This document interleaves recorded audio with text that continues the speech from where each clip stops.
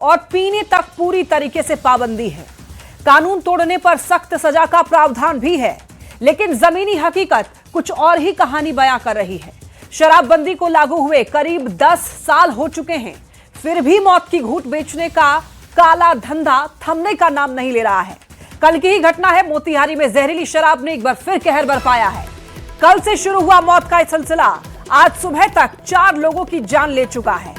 तुरकोलिया और रघुनाथपुर इलाके में जहरीली शराब पीने से 4 लोगों की मौत हो गई है, जबकि 15 से ज्यादा लोग गंभीर हालत में अस्पताल में जिंदगी और मौत के बीच जूझ रहे हैं। कुछ लोग बोलने की हालत में नहीं है, तो कुछ की आंखों की रोशनी हमेशा के लिए चली गई है। हालांकि देखिए, अब पुलिस ने माना है कि शराब की वजह से इन लोगों की मौत हुई है। 3 शव का पोस्टमार्टम कराया गया है और ये आपको बड़ा अपडेट दे रहे हैं जहरीली शराब कांड मामले में। इस वक्त की ये बड़ी खबर है। शराब कांड में पुलिस ने ये माना है कि शराब से ही इन लोगों की मौत हुई है और कुछ की हालत अभी गंभीर बताई जा रही है। बताते चलें आपको, देखिए, सबसे ज्यादा अभी चिंता की बात यही है कि शराब आखिर कौन बना रहा है और कहां से सप्लाई हो रहा है। सबसे बड़ा सवाल यही है, जब राज्य में पूरी तरीके से शराबबंदी लागू है, तो आखिर ये जहरीली शराब आ कहां से रही है? क्या तस्करों और माफियाओं का नेटवर्क कानून और पुलिस दोनों से एक कदम और आगे चल रहा है? हर बार हादसे के बाद सख्त कार्रवाई की बात होती है, लेकिन कुछ समय बाद फिर वही कहानी जो है वो दोहराई जाती है। तो बिहार में शराबबंदी का मकसद समाज को सुरक्षित और स्वस्थ बनाना था, लेकिन लगातार हो रही ऐसी घटनाएं इस कानून की प्रभावशीलता पर गंभीर सवाल खड़े कर रही है। 3 शव का पोस्टमार्टम कराया गया है और देखिए, शराब कांड में अभी पुलिस ने ये मान लिया है कि शराब से ही इनकी मौत हुई है। एसडीपीओ दिलीप कुमार का यह बयान है कि प्रथम दृष्टया शराब से मौत हुई है। 4 लोगों की मौत की पुष्टि की गई है। 3 शव का पोस्टमार्टम कराया गया है। एसडीपीओ ने क्या कुछ कहा है इस मामले में, आइए सुनवाते हैं आपको। कितने लोग बीमार हैं और क्या एसआईटी गठन का क्या हुआ, कार्रवाई हुआ अभी तक? अभी तो 4 लोगों की मृत्यु हो चुकी है। उसमें से कुछ लोगों की पोस्टमार्टम हुई है। एक आध तो पहले वो खुद डिस्पोज कर दिए थे सुबह सुबह, तो उनका पोस्टमार्टम नहीं हो पाया है। बाकी 3 का पोस्टमार्टम हम लोग करवा रहे हैं। एक का पोस्टमार्टम परमो यादव को करके रात में ही परिजन को सौंप दिया गया था।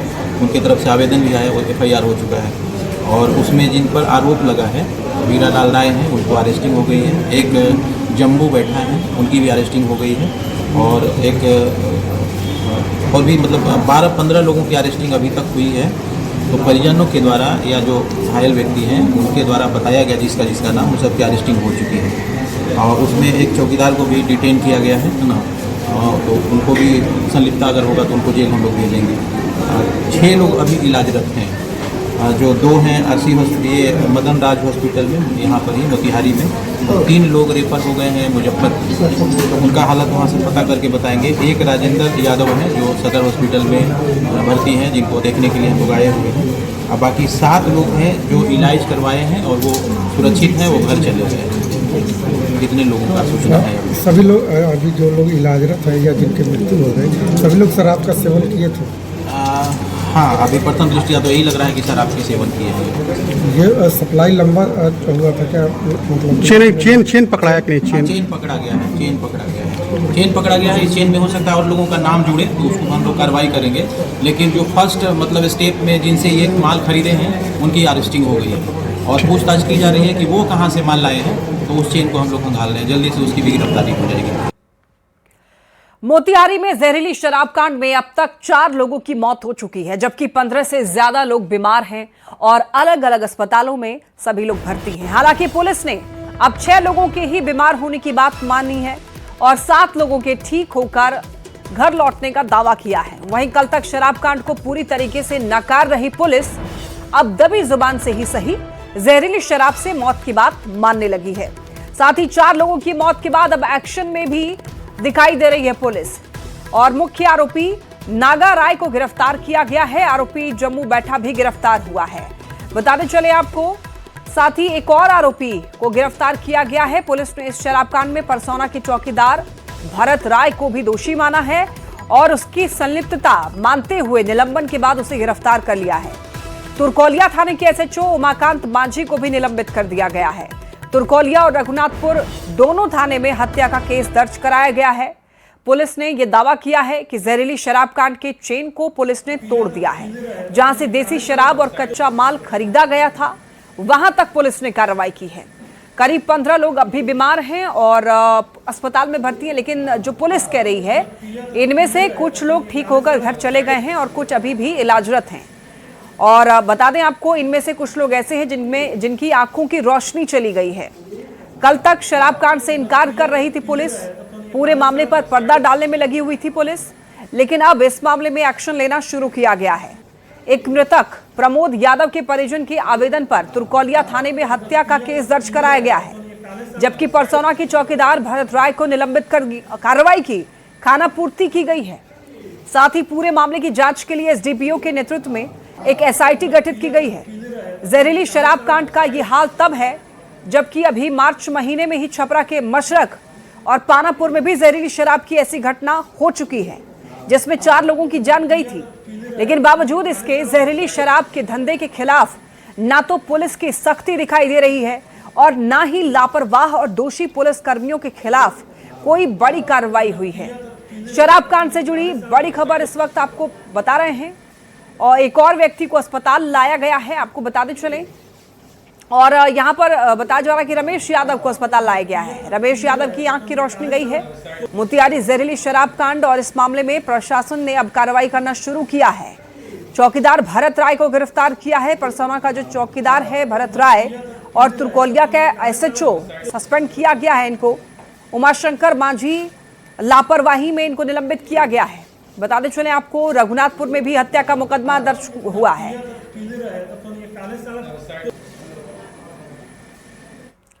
देखिए, जहरीली शराब कांड ने परीक्षण मांझी की भी जान ले ली है और इस घटना ने पूरे परिवार को बेसहारा कर दिया है।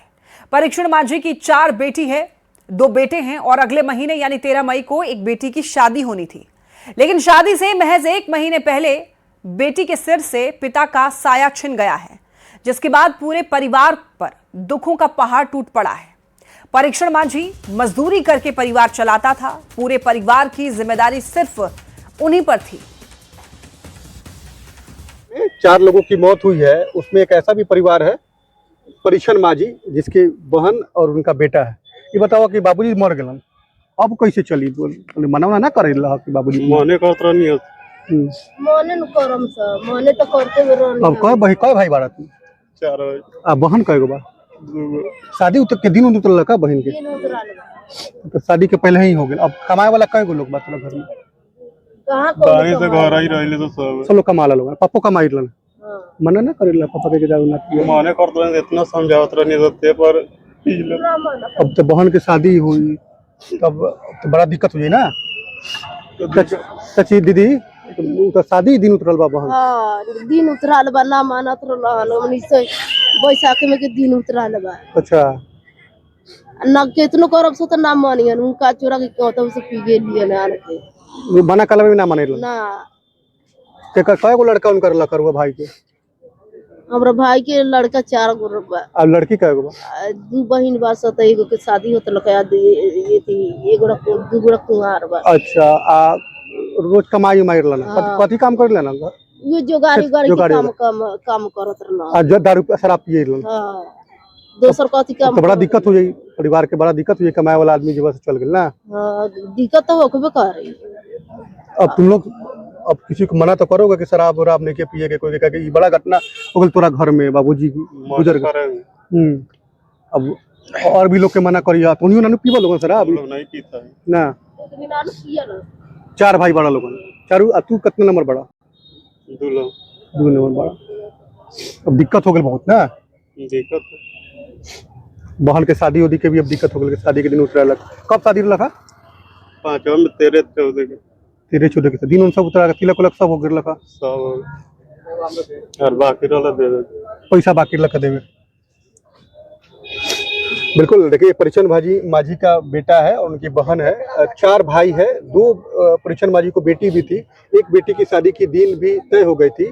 5वें महीने में 13 तारीख को ये शादी का दिन तय था, लेकिन उससे पहले ही परीक्षण मांझी की मौत जो है वो जहरीली शराब कांड में हो गई है। वैसी स्थिति में एक बड़ा सवाल भी है कि परिवार के लोग, अब इनके घर पर दुख का पहाड़ टूट पड़ा है और वैसी स्थिति में जो बच्चे हैं परिछन मांझी के, ये जरूर संकल्प ले रहे हैं कि अब हम लोग शराब कभी नहीं पिएंगे, क्योंकि शराब पीने से हमारे पिताजी की मौत हो गई, परिवार पर आफत का पहाड़ टूट गया है। वैसी स्थिति में सभी लोग परेशान हैं, सभी लोगों का रो रो कर बुरा हाल है। उनिश कुमार, न्यूज़ 18 मोतिहारी।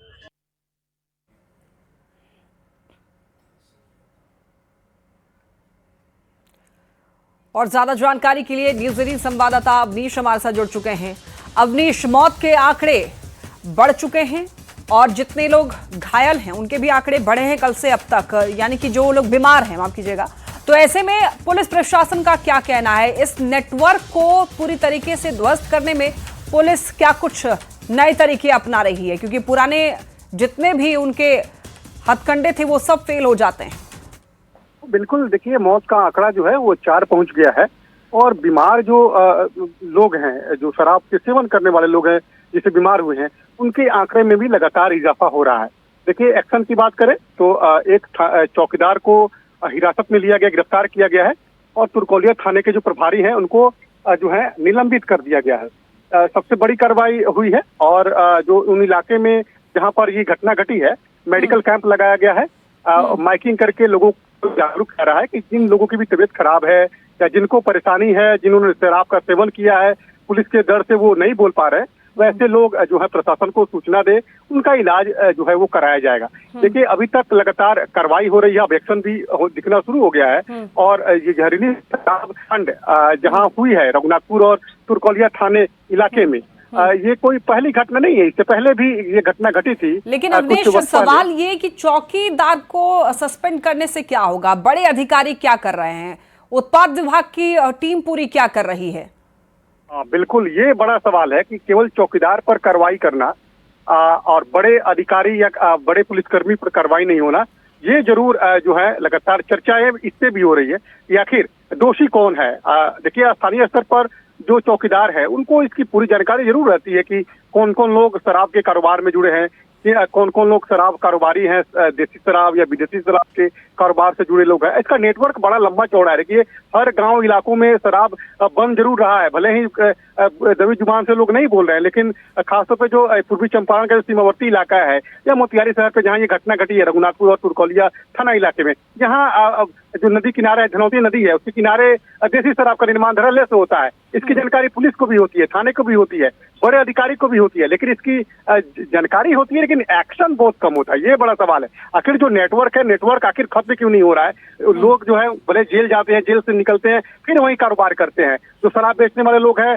वो भी यही काम करते हैं, पीने वाले लोग हैं वो भी यही काम करते हैं। ये बड़ा सवाल है, इसको लेकर कोई बड़ा एक्शन जो है वो करना होगा, क्योंकि लगातार ये घटनाएं घट रही है। ये भी एक चिंता का विषय है। देखिए सामाजिक रूप से लोग जरूर समझाते हैं एक दूसरे को कि शराब का सेवन न करे, शराब बेचे नहीं, शराब कहीं से लाए नहीं, लेकिन करते बहुत लोग हैं। वैसी स्थिति में ये बड़ा नेटवर्क है और इस नेटवर्क में अब पुरुष ही नहीं, महिलाएं भी अब शामिल हो गई हैं। महिलाएं जो है घर घर में शराब बना रही हैं और शराब बेच रही हैं। ये बड़ा सवाल है और इसीलिए लोगों की जानें भी जा रही है। अभी तक 4 जानें गई हैं। सही कह रहे हैं अवनीश, और यहाँ पर कहीं ना कहीं कमी है अवेयरनेस की भी, तो नजर बनाए रखिए। फिलहाल आपका बहुत धन्यवाद आपका इन तमाम जानकारियों के लिए। चलिए अब एक नजर डालेंगे कि बिहार में आखिर पूर्ण शराबबंदी के बावजूद बार बार जहरीली शराब की घटना और शराब से मौत आखिर क्यों हो रही है। देखिए बिहार में पूर्ण तरीके से शराबबंदी कानून लागू है। शराबबंदी में धंधेबाज मोटी कमाई करना चाहते हैं, कई स्तर पर अवैध रूप से देसी शराब बनाते हैं, जमकर अवैध देसी शराब यहां पर बनाते हैं धंधेबाज, बिना किसी मानक के, जो उनका एक स्टैंडर्ड होता है, बिना किसी उस स्टैंडर्ड के स्पिरिट इसमें मिला देते हैं और कच्चे स्पिरिट से शराब जहरीली हो जाती है। गरीब और मजदूर लोग सस्ती शराब ढूंढते हैं, देसी शराब आसानी से और बहुत ही सस्ती उनको मिल जाती है। स्थानीय स्तर पर भी पुलिस लापरवाही बरतती है, कई बार सूचना के बाद भी कार्रवाई नहीं होती है। माफिया और सिस्टम के बीच सांठ-गांठ भी एक बहुत बड़ी वजह है कि शराब की सप्लाई हो पाती है। कानूनी पचड़े से बचने के लिए लोग शिकायत भी नहीं करते हैं, जिसका नतीजा ये होता है कि कुछ लोग बड़े ही आराम से शराब सप्लाई कर लेते हैं निचले स्तर पर। जो लोग गरीब हैं, जो सस्ती दारू पीना चाहते हैं, और ऐसे में उनके लिए उपलब्ध भी बड़ी आसानी से हो जाता है। देखिए मोतिहारी में 2 अप्रैल से जहरीली शराब कांड की खबरें आनी शुरू हुई। खुशकिस्मत रहे वो लोग और उनके परिवार के सदस्य जो इस मौत की घूंट को पीकर भी बिना किसी नुकसान के बच गए। सबसे पहले रघुनाथपुर थाना क्षेत्र में जहरीली शराब पीने से 5 लोगों के बीमार होने की खबर आई, जिसमें गाजर कुमार पासवान का नाम शामिल था। उसने 2 युवकों लड्डू शाह और लोहा सिंह की आंखों की रोशनी उस जहरीली शराब को पीने की वजह से चली गई। लेकिन गाजर पासवान ठीक हैं। उसके पिता ने यह बताया है कि रोज कमाना और रोज 2-4 गिलास शराब पीना ही इन लोगों का काम था। यानी कि अब आप देखिए कि ये लोग रोज पी रहे हैं, यानी कि रोज इनके पास शराब उपलब्ध हो पा रही है बड़े ही आसानी से, तभी ये लोग रोज काम करते हैं, रोज शराब पी लेते हैं।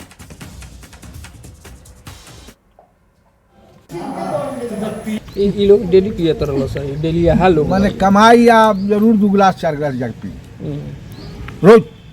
ये लोग के आसानी से मिल जाता है। हाँ तो औरतों से बना हुआ था दारू, नशा मीठा। सरकार बंद कर दे लेकिन माने ही नहीं किया। हाँ बैठल मालिक खाता, बाल बच्चा खाता, हम खाता नहीं। नदी के किनारे बना हुआ था सर ना घर में। मोतिहारी में जहरीली शराब कांड। अब देखिए तेजस्वी यादव ने शराबबंदी पर सवाल उठाए हैं। यह घटना शराबबंदी की विफलता है, तेजस्वी यादव ने बोला है। शराबबंदी के बाद शराब से 1300 लोगों की मौत हो गई है। मूल उद्देश्य से शराबबंदी कानून भटक गया है। शराब माफियाओं को सत्ता पक्ष का संरक्षण मिल रहा है। नेता प्रतिपक्ष तेजस्वी यादव का यह बड़ा बयान। तेजस्वी यादव ने दरअसल एक्स पर पोस्ट करके शराबबंदी पर सवाल उठाए हैं और शराबबंदी कानून को एक विफल कानून बताया है। शराबबंदी के बाद उन्होंने लिखा है कि 1300 लोगों की मौत हो गई है और जो मूल उद्देश्य है शराबबंदी कानून का, उससे ये भटक चुका है। सत्ता पक्ष का संरक्षण मिल रहा है शराब माफियाओं को। तेजस्वी यादव ने एक्स पर यह लिखा है कि बिहार में खुलेआम जहरीली शराब बन रही है। धड़ल्ले से पुलिस की मिलीभगत से बेची भी जा रही है। घर घर होम डिलीवरी हो रही है। सरकार की नाक के नीचे ये सब चल रहा है और इसकी कीमत बिहार के गरीब और आम लोग अपनी जान देकर चुका रहे हैं।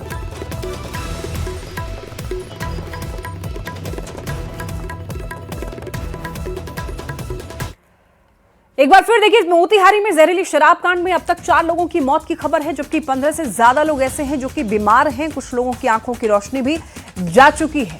इस पर अब देखिए राजनीतिक बयानबाजी भी शुरू हो चुकी है। पीकर लोग मौत के गाल में समा रहे हैं। मोतिहारी की यह पहली घटना नहीं है।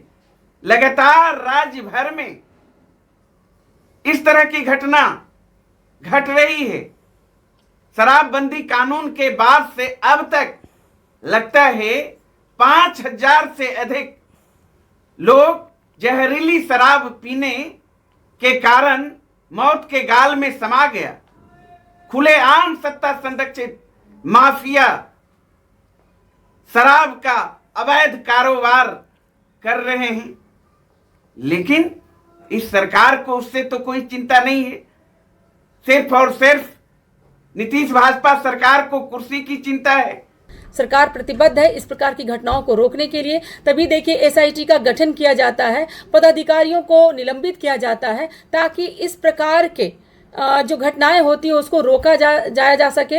मोतिहारी तुर्कोलिया में हुई घटना निश्चित तौर पर दुखद है। जिन लोगों ने भी प्रशासन को चुनौती देने का काम किया, वैसे लोगों पर कड़ी से कड़ी कार्रवाई होगी। एसआईटी का गठन हो चुका है और अपराधियों को पकड़ने की प्रक्रिया भी चालू हो चुकी है। बिहार की सरकार अपराधियों पर नकेल कसने के लिए, शराब व्यापारियों पर नकेल कसने के लिए तत्परता के साथ तैयार है। कहा जाता है कि बिहार में शराबबंदी है, लेकिन हम तो कहते हैं कि बिहार में शराब एक ऐसे भगवान की तरह है जो दिखता कहीं नहीं है और होता हर जगह है। जिस प्रकार से शराबबंदी की आड़ में मौत का तांडव हो रहा है, जहरीली शराब से लोग लगातार मर रहे हैं और सरकार हाथ पर हाथ धरे बैठी है, ये बेहद दुर्भाग्यपूर्ण है। और किसी भी स्थिति में हम लोग लगातार डिमांड करते रहे हैं कि शराबबंदी कानून की समीक्षा होनी चाहिए और जिम्मेदारियों का निर्धारण होना चाहिए। देखिए शराब कांड में अब तक क्या कुछ हुआ है वो एक बार देख लेते हैं। 1 अप्रैल को कुछ लोगों ने देसी शराब पी। रघुनाथपुर और तुर्कोलिया में इन लोगों ने शराब पी और कल से लेकर के अब तक 4 लोगों की मौत की खबर आ चुकी है, यानी कि मौत के आंकड़े बढ़े हैं। कुछ लोगों ने देसी शराब पी 1 अप्रैल की, आपको बता रहे हैं डेट वाइज, सीक्वेंस वाइज क्या क्या हुआ। और परिजनों ने जहरीली शराब की बात मानी 3 शव का पोस्टमार्टम भी कराया गया। कल से अब तक 4 लोगों की मौत की खबर है। और आपको बताते चलें, जहरीली शराब कांड के बारे में एसडीपीओ ने भी अब माना है, लेकिन पहले नहीं माना था। मुख्य आरोपी नागा राय गिरफ्तार हुआ है। इस मामले में 12 से 15 आरोपियों को गिरफ्तार किया गया है। परसौना चौकीदार भरत राय भी गिरफ्तार हुआ है। तुरकोलिया एसएचओ उमाकांत माझी निलंबित किए गए। एसएचओ पर लापरवाही का आरोप भी लगाया गया है। एसडीपीओ के नेतृत्व में एसआईटी भी गठित की गई है। तुरकोलिया एसएचओ उमाकांत माझी निलंबित किए गए और एसडीपीओ के नेतृत्व में एसआईटी भी गठित की गई है। चलिए बढ़ते हैं खबरों में आगे। पटना से बड़ी खबर मिल रही है। पटना एयरपोर्ट से 3 गोली बरामद की गई है। यात्री के सामान से 3 गोली बरामद हुई है। यात्री की चेकिंग में खुलासा हुआ है। सीआईएसएफ सुरक्षा जांच में गोली मिली है। यात्री को हिरासत में लेकर पूछताछ की जा रही है। एयरपोर्ट थाना पुलिस को सौंपा गया है ये पूरा मामला। पुलिस पूरे मामले की जांच में जुटी है। यात्री का नाम सैयद मोहसिन अली बताया जा रहा है, जो कि दिल्ली जा रही AI 1892 से फुलवारी शरीफ का अब ये व्यक्ति जो है वो रहने वाला बताया जा रहा है। यात्री के सामान से 3 गोली बरामद होने की खबर आपको बताते चले। अब सुरक्षा का मामला है ये और अब जांच तेज कर दी गई है। सीआईएसएफ ने जांच शुरू किया और आपको बताते चले सीआईएसएफ सुरक्षा जांच में ही गोली मिली है। यात्री को हिरासत में ले लिया गया है। पूछताछ शुरू की गई है। पुलिस पूरे मामले की जांच में जुट चुकी है।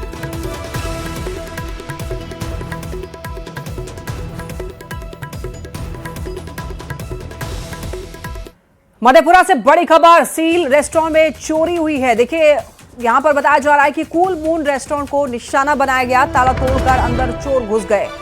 बताते चले आपको, नकदी समेत सामान लेकर के चोर फरार हो गए। सीसीटीवी, डीवीआर और वाईफाई भी वहां से उखाड़ ले गए। पुलिस जांच में जुटी है। जल्द ही खुलासे का दावा किया है पुलिस ने। एक रेस्टोरेंट जो कि सील थी वहां पर चोरी की गई है।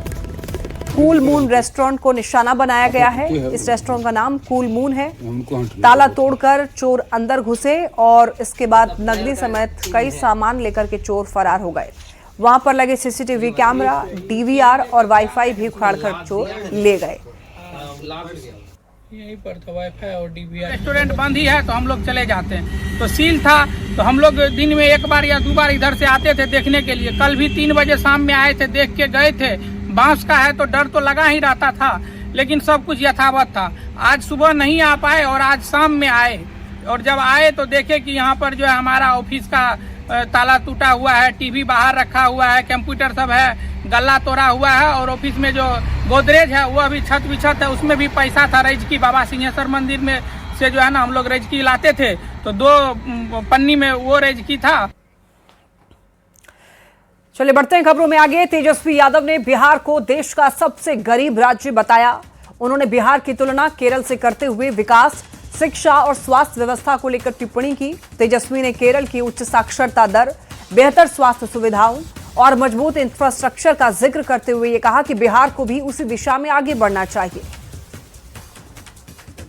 सब लोग हम तो बिहार से आते हैं, जो सबसे देश का गरीब राज्य है, और जहां हेल्थ एजुकेशन की अगर बात करें तो सबसे नीचे पायदान पे है। लेकिन वहीं केरला की अगर बात करें तो केरला जो है हेल्थ हो या एजुकेशन हो या तमाम ऑल सेक्टर्स हो, काफी डेवलप्ड स्टेट है। तो हम लोग तो उदाहरण देते हैं कि भाई केरला जैसा हमारा हेल्थ सेक्टर बने, हमारा एजुकेशन सेक्टर बने।